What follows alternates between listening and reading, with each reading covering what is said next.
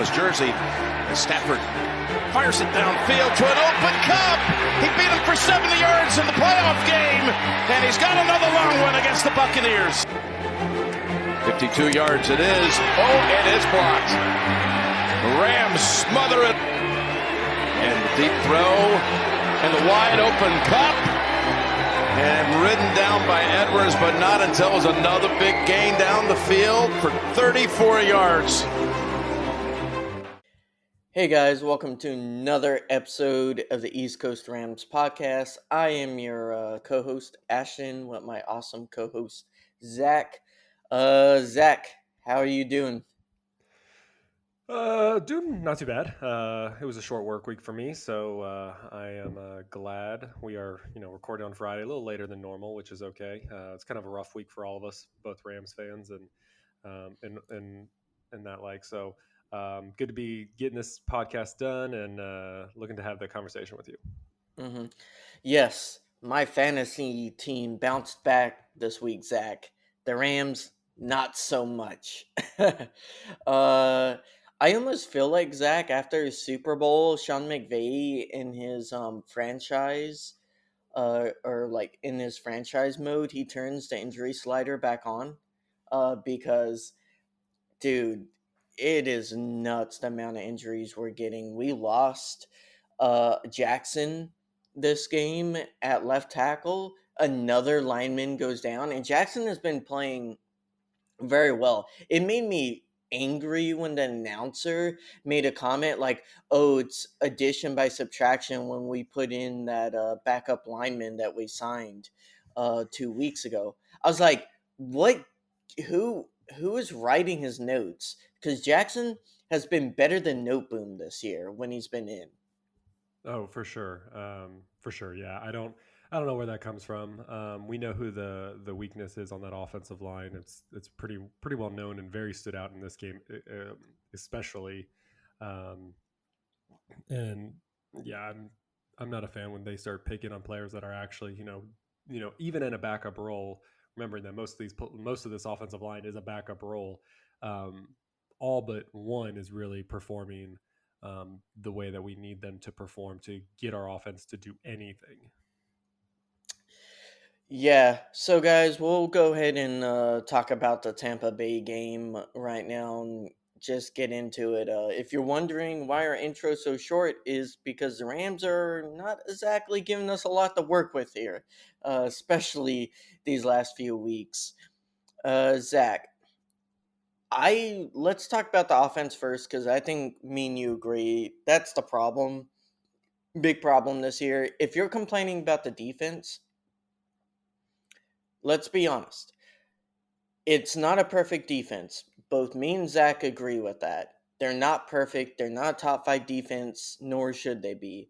But as we were talking before the pod, this is a good enough defense to win the Super Bowl.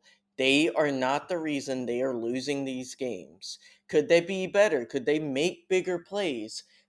Yes. We do not disagree with that. They dropped 2 pick sixes. I understand. That's frustrating. When your offense only scores 1 touchdown off of a single broken play, like, I don't know what you want the defense to do. They're on the field twice as much as the offense, and they're expecting to have to score points on top of stopping the other offense. That's just not realistic to do. So, Zac, what's your reaction to the offensive performance this game? Our offense is basically Cooper Kupp, and that's all. It's just Cooper Kupp. Like, the 2 big plays we had this game were Cooper Kupp just breaking wide open and broken plays. Everything runs through Cooper Kupp. I mean, he's still getting his points, whether it's in fantasy, and his stats are still growing. It's, he's still in the top 5 wide receivers, even with this offense. I think some of the blame has to go with we can't get a running game going. If you put anybody else in other than Henderson, what's going to happen. Even bringing Cam Akers back this week, you knew that if Cam Akers was going to be on the field, that he was going to run the ball. So it's really easy to defend that. When you had Henderson out there, it was a little bit different. He could either run the ball, which he did, with more success than anyone, and had some good few breakout pushes towards the end. But if Malcolm Brown was out there, it was pretty much. It was probably going to be a run play, Cam Akers run play, and if you can't even get the run game going. Even with the limited of Cam Akers, he had 5 carries for 3 yards. So his longest was 2 yards. Just not getting anywhere. That problem is still going to linger. I don't know what the deal, what's going to go on there, but um, it's just not looking very good. Our offensive line, you watch that, and for the most part, the offensive line is giving Stafford a little bit more time. But the problem is Bobby Evans. I don't know how many times I just see the defender blow past him, and then he's just like out there in the open, like just like guarding nobody, and I'm like, what is happening? So I don't know. Robinson had, he only had three receptions. The two that I remember him having, they were very crucial in getting the first down, and uh, he did well for those 3 catches. But we really need somebody to step up, and I don't know if it's Stafford, like just he's just so uncomfortable with all the other receivers that it's either going to go to Cooper Kupp or it's not going to go to anybody. Um, it's just, it's just, it's hard. It's hard to watch this team when you know that they have potential. Allen Robinson is a great wide receiver. Tyler Higbee is a great tight end. Van Jefferson's back, still not doing anything. Ben Skoranek didn't even do anything this game. And so something has to give. And it all comes down to either our running game is just not there, and then our offensive line. So I don't know what else there really is to say. It's what it is. I don't know if we're going to improve, but we are where we are as far as the offense goes. Mm-hmm. As far as our defense, though, I you know I I don't know. We can get into this more, but our defense did great. They kept Tom Brady had 58 attempts. He only had 280 yards, averaging 4.8 yards. He had 1 touchdown, which was at the very end because our offense could not close it out with a minute and 30 seconds left when Tampa Bay had no timeouts, nothing, and they couldn't close it out. So I Do guess you think that so Kyron Williams is reported to be practicing currently. So I'm assuming they're probably going to activate him for this game. Um Both me and you don't know whether or not Kyron Williams can be anything in the NFL. But do you think him coming could provide some spark for this running game? I think it has to. This is the game that's going to make or break. I think it's both teams. It's going to make or break both these teams. The Cardinals are 3-6. The Rams are 3-5. And so whoever wins this game still has the slimmest chance. But you lose this game and it's going to be over. So I think getting Kyron Williams back will be a boost only because it is a new weapon that we can try to utilize. The Henderson is doing fine. But it's just fine. Like, we need someone to step up and be a little bit more than fine. And we need something. We need a spark. We need something up there that's going to keep our offense, keep the defense honest against us, and really just, we got to move the ball. We got to move it further. We got to get more first downs. We got to push it. We can't just be 3 and out every single drive, or 3/4 of our drives, or half of our drives. We need to just keep moving the ball, and notch off time off the clock, and give our defense time to rest and not always have to be out on the field. Mm-hmm. So, yeah. Let's talk about defense a little bit, Zach. Let's say it's an understatement, Zach, that Twitter was not happy with Darion Kendrick, and I will say, as the Twitter Darion Kendrick kind of ambassador for him, I've been repping him up But I'm not gonna lie. This was a bad game for him. He didn't do good. He had some good plays, and then he had also some bad plays. And I think people misunderstand that he is a rookie and he's gonna make mistakes, and he's starting over a lot of more experienced people, and you're gonna have bad plays that come with that.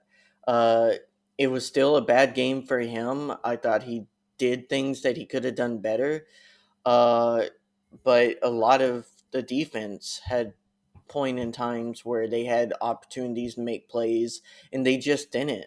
Um, I thought Bobby Wagner had his first flash play of the season.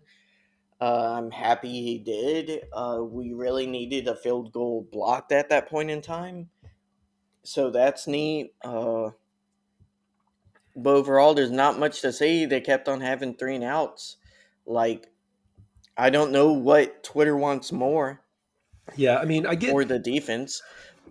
as far as the defense goes, I can see some of the reason why some fans are kind of not overly happy with them, and that mostly goes with the kind of the soft coverage, because you can always see that the DBs are usually always lined up 5, 7, 8 yards away from the receiver, so they're playing a lot of zone coverage, which you know you don't like, because that usually means that the offense can move the ball a little bit more efficiently, short passes obviously, so 3, 4, 5 yards at a time, and you know, everyone else is doing 3 and outs on us, and so we're expecting our defense to do that. But our defense is holding.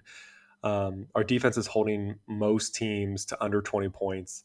And in any other game with almost any other offense, minus maybe the bottom 10, um, we should be able to get this game under control, and the offense should have put up enough points to win.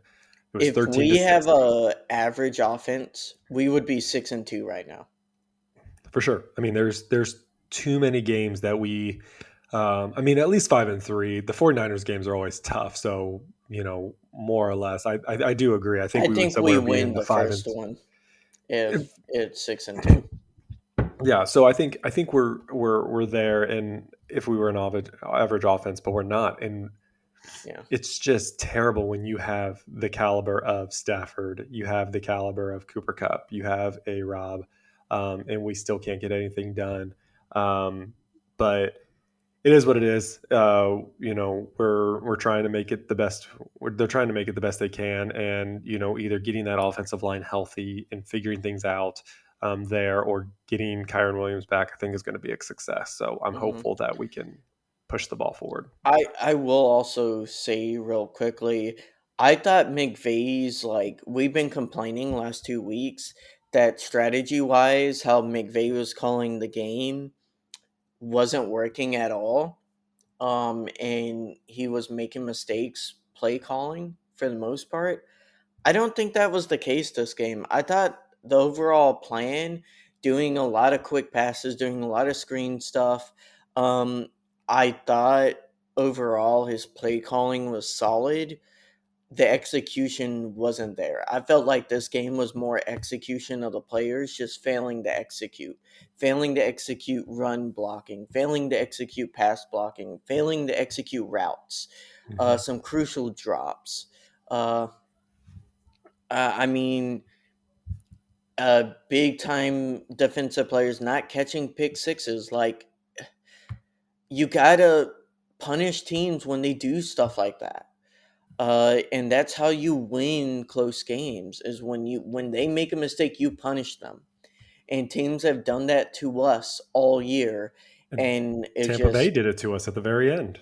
They yeah. punished the offense for not being able to not being able to move the ball. And guess what? Tom Brady, you give Tom Brady a minute and a half, he's going to be able to run on that all day. Yeah, Um, and also don't complain about Cooper Cup knocking the first down on third, deciding to go down. when literally everyone whined about how he didn't go down in the divisional game last year and I he mean that. fumbled. That was a call that he had to make, and Cooper Cup is a very smart football player, and he knew that if he slid, the clock was going to keep moving. There was a good chance that he was going to get forced out of bounds before he got the first down, and then the clock would have stopped. Yeah, So you either take the risk of was that fourth down or was that third down? uh I think that was second down and then we tried to run it with Hendo on third and fourth. Okay, so I mean, you got to respect that. Also, at that time, like it's second down, and that was a good move for second down to keep the clock rolling. If you got into short yardage, and you just need a couple yards. I mean, even though I know the run game isn't there, Henderson has been pretty good about getting 2 to 3 yards when needed. So it wasn't. I don't think it was a bad call. It was a smart move by Cooper Cup to remember to know the rules that if I slide, the clock keeps going. Hmm. So I don't hate that call. Hmm. All right, Zach. Let's kind of go over some Rams news, and then we'll try to preview this upcoming game against the Cardinals. Backup QB fun central there. So Zach, news comes out. Stafford was in concussion protocol. I didn't really catch where he got the concussion. Zach, did you catch that? No, and I've been listening to a number of different sources this week, and no one really has identified where it happened. If this was more a lingering, and then just it was more like after the game, the medical team was kind of like evaluating him, like normal post stuff, and they just something just didn't feel right, and they didn't actually. I don't think they actually activated him into the concussion protocol until Tuesday. So sometime between Sunday and Tuesday, they made that decision to put him under the protocol. I know Matthew Stafford's wife. She's very upset about it. She posted on Instagram, and it's kind of been floating around all of Rams news about her distaste for it. Whether um, you know whether it should be because of the turf or what that we need to make sure we take these injuries seriously, and I think the Rams do. They take these things very seriously when a player gets hurt, and they have the team. With is it Reggie Scott? Is that their medical Yeah, guy? Um, yeah, and so he does a very good job with the team and the players and getting their rehab and stuff like that. So I'm pretty confident that if the Rams and if Sean McVay, Reggie Scott, and Matthew Stafford all are in agreement that he can play, I think that's a testament. But I don't think Sean McVay would um, do something that would put his player, especially the star quarterback, into a position where you're just going to cause more harm to him. But I guess that also depends on how they adjust the offensive line. If they keep Bobby Evans in that offensive line, I'd probably pull Stafford for the week. yeah. As someone whose brother-in-law is a big Miami Dolphins fan, I do not want this fan base to go through what the Dolphins fan base had to go through with Tua. So hold them if you have to. I understand this is a big game. We might have got a break because Kyler Murray is apparently day to day also. So it may be a weird situation where both teams are on their backup QBs. Um, there's that. So apparently, Terrell Burgess got signed off of our practice squad by the Giants. Congrats to him for getting an opportunity to play. Uh, I mean, Zach, this is a player who had some good games in 2019, but just after he got hurt, it just never was the same. So, Yeah, I think the Rams were. I think they were trying to adjust their roster a little bit, and I don't know if they thought that he was going to get picked up off the waiver, which he did, and that they could have, because that's what happened. He got picked off the waiver, so he could have got back on the practice squad if he would have um, passed through waivers, but he didn't. So, but yeah, I mean.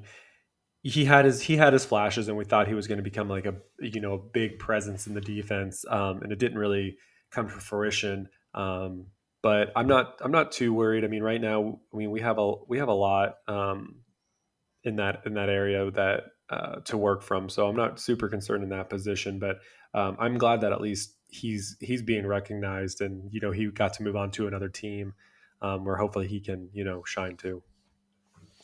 Yeah, so it looks like overall Stafford is trending towards not playing. Kyron Williams is trending towards activation and playing. Both me and you are excited to see him. He's Yes. not exactly who I wanted the Rams to draft at running back. But we'll see what the kid has. We definitely can't get worse at the running game, Zach. So like at this point, you gotta just start throwing stuff against the wall and hoping it sticks. Uh, Brian Allen is out, but is trending towards playing.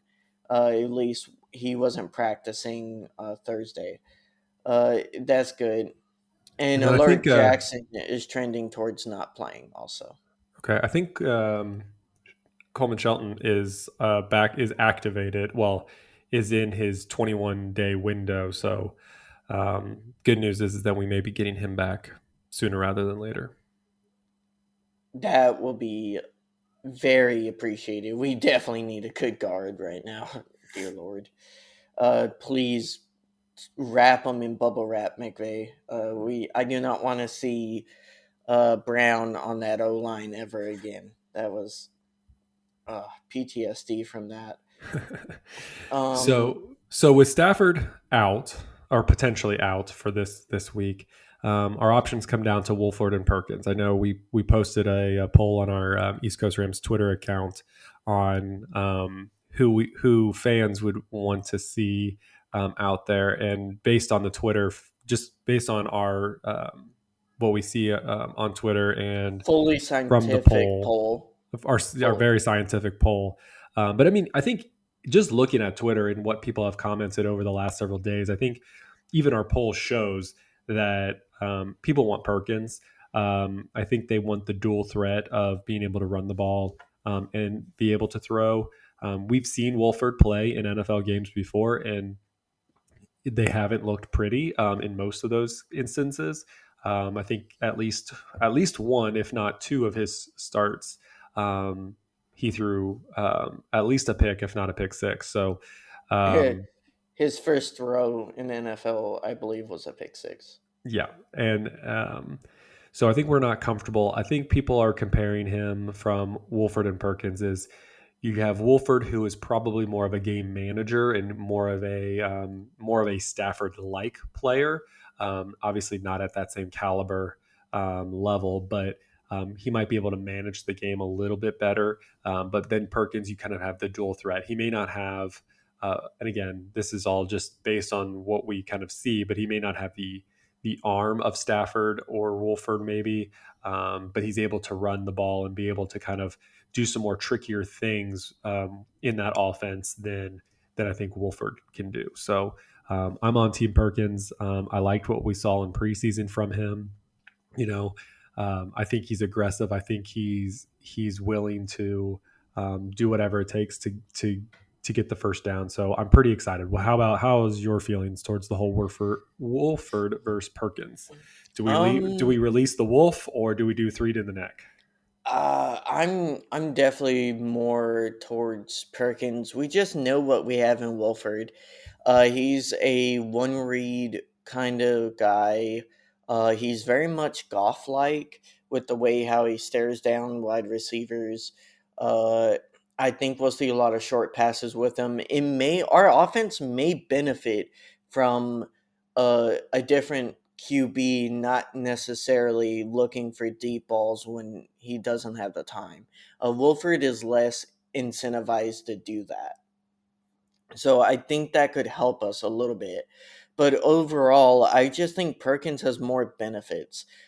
Don't get me wrong, Perkins has the same limitations when it comes to reading coverage, but he can get out of the pocket and he can kind of create on the run, and we haven't seen that ability with the first team offense. And the first team offense, it may look night and day with a QB that can just like spice up the offense and do stuff, uh, when plays break down. Mhm. And I think that's the problem. Our plays have been breaking down a lot, and Stafford just gets sacked because of it. I don't necessarily blame Stafford for everything happening, but I think this could just force the team to naturally change with a different circumstance, and that could benefit the offense in ways that we didn't see coming.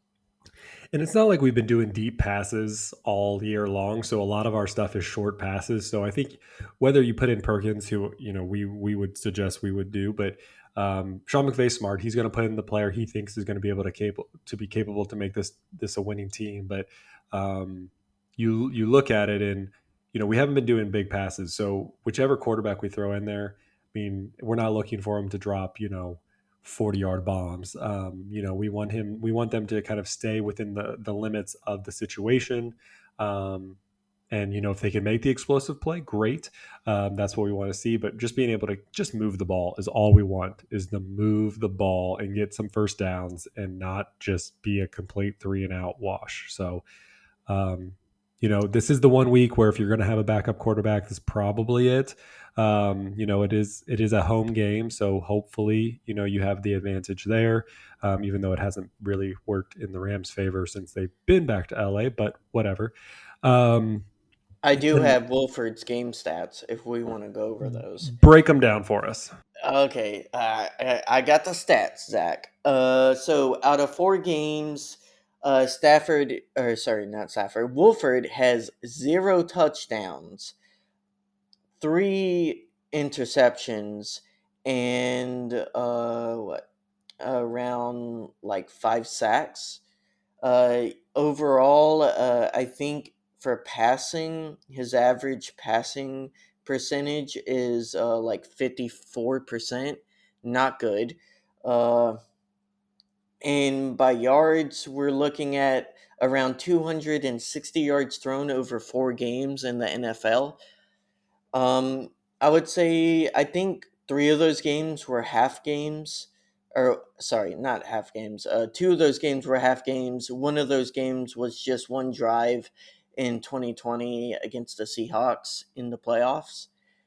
Before Nine That's Finger that's Goff came that's in. the one when he got knocked and he had to be taken out by ambulance to the hospital. Yes, and he was looking really good that game too. For one drive, doesn't mean that would have lasted, but he was looking good. So I don't know, Zach. He has looked subpar for his NFL experience, and I just hope if he makes a mistake, the Rams are willing to pivot and put Perkins in. And I even tweeted like I almost feel like he'll end up throwing a pick six in the first or second drive, and we'll get Perkins anyways. So Yeah, I mean, I uh, think I think definitely if Stafford's out, I think we'll see at least both play at some point. Um, so I think that's what we'll end up having. yeah, uh, rough stuff, Zach. Do you want to go ahead and do you want to make predictions for this Cardinals game? I mean, there's not a lot we can say. I think Yeah, I the mean, Cardinals without Murray have been very lackluster. So well, and that's kind of where it's been at. I mean, I've been listening, going back and listening to other coverage of the Rams and kind of the matchups that are coming happening. And one of the funniest matchups is um, Kingsbury versus Murray. Like, is that going to be their fall? Is that their problem that they keep having? Is it's more in an internal battle between who's making the play calls and the success of those play calls. So I think that's very interesting. That even if Murray's there, that doesn't necessarily mean much when it seems like their coach and their quarterback are at odds. It kind of felt that way. I mean, it's felt that way over the last several years, but this year, especially, with Murray's contract issues that happened um, over the offseason, and then just some of the play calls that just keep happening. That's very interesting. I'm not really worried about the offense, about their offense, because again, I'm fine with our defense. But I think the matchups we're going to be looking at is going to be, like Havenstein versus JJ Watt. I think that's going to be a big one. But, hopefully keeping, having Havenstein in there, I think is definitely the best bet for us in protecting Stafford or protecting either of the quarterbacks that are going to be playing. Yeah. Yeah, we'll see. Man. I think we should win this game. Yeah, I mean, and it's so weird that this, out of, it looks like most people are saying that the Rams should win this game. But yeah, it's just very weird. It's a very weird game. I mean, we're 3-5. We've We lost every close game this we season. have, So and it's just one of those things that it's getting frustrating as a Rams fan, and I get it. And we're blaming everybody because it feels like it should be a team loss, but it's definitely a put on our offense. I mean, we've had some missed opportunities in our special teams, but I don't think that's been our downfall either. Um, yes, our defense is playing more soft coverage, but they're keeping most teams from scoring touchdowns. Yes, they may be dinking and dunking and moving the ball and using up time that the offense can have. But at the same time, if the offense can't even utilize that time appropriately, then what's the point? So if they are the clock managers of this team, then so be it. But I think I don't know. It's super hard. We keep saying we're going to predict these scores and yeah. But this one's going to be a tough one because I think it's just a bad look. And literally, this will put us in either this will seal our fate that we will not be in the playoffs this year, or we might have that spark that we may need to kind of push ourselves to a better spot. I mean, if you look past this week, you kind of figure that all these other teams seem beatable if you have the right players in place. But even when we saw against a Tampa team, which they didn't look good either. I mean, they had one good drive at the very end because of one blown coverage, and that's it. So I don't know. What is your thoughts going into this Cardinals game? Who do you think is going to come out victory? I think the Rams will on a late or last second field goal. I think our offense is going to struggle, and I do think our defense will score a touchdown this week and kind of bail out the offense for a little bit. I do think our defense is very much due for a defensive touchdown. In this Cardinals team with a backup QB, I think they're going to make mistakes and we'll be able to barely win because of it. So what's your score prediction? Oh man. I'll go first. I'll give you a minute to think. I'm going to say 20-17. I'm going to say that, and I'm going to make a weird prediction, or not a weird prediction, but maybe a betting prediction. I think Perkins is going to score his first touchdown in the NFL, and it is going to be on a run play. So he's going to run it in himself. I will predict 19-16 Rams. I think the Rams end up getting a defensive touchdown this game and a safety. And a safety, okay. Yeah. I think the defense will show up and end up scoring more points than the offense. They need it. They need it for sure. All right. Let's see. I'm just checking the Twitters to make sure there's no other crazy news that has come up. But overall, I think I trust in McVay. Yes, he's had some probably bad calls and things like that, but I think this team is trying. They just need to figure out that offensive line. I think they keep giving Bobby Evans a chance, and that's not working. We can clearly see that. We saw that 3 times, at a minimum of 3 times in this game, this past game against Tampa. So we need to get the ball moving. Hopefully Kyron Williams can help us out with that. They need to figure out Cam Akers. They either need to sit him or play him. Like let's stop pretending, and let's make it not obvious what they're going to do with the ball. So Yeah, every time Cam Akers is in, they're gonna run, and when Hendo is in, he's gonna pass block or go out. yeah, I Like, mean, I mean, Henderson had a good couple of runs. I mean, where he finally broke out and got 10+ yards, but it's just not. It wasn't there. That it wasn't consistent enough to make a big difference. So I don't know. But we do know that we appreciate everyone who listens to the East Coast Rams podcast. We do this for the fans, by the fans. So if you guys would please subscribe, like, and follow us on Twitter. You can find our podcast Twitter account at East Coast Rams.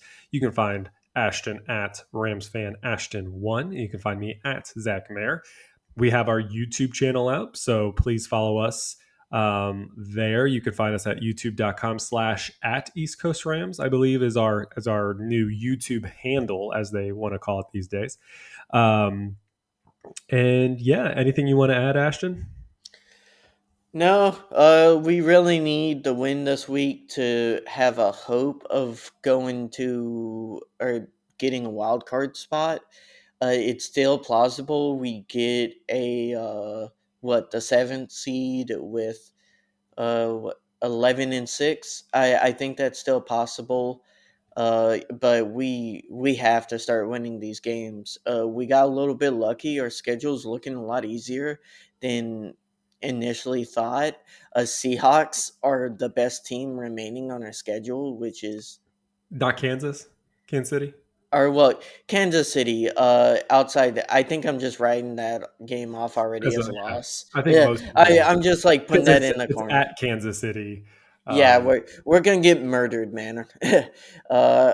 Hopefully not, but we'll see. We'll get to that game when we get to it. But either way, like the Seahawks and KC are what's left for our hard team. So I think we could string together some wins if our O line can get healthy and our run game starts producing and our passing game gets a little bit better. Just got to stop shooting ourselves in the foot. And if we can just score 20 points a game, we're going to win at least 80% of our games. So, and that's what we need to get into the playoffs. So, all right, everyone. Thanks again for tuning into East Coast Rams podcast. We will hopefully have a victory Monday so that we can, have a more enthusiastic podcast for next week. So yeah, please make sure you share this podcast out. It would do us great for you guys to drop us a review in Apple Podcasts. That's how we also can kind of get up in the standings there. Yeah, and so let's get this done on Sunday, Ramley, and yeah, we'll talk to you guys next week. Horns up.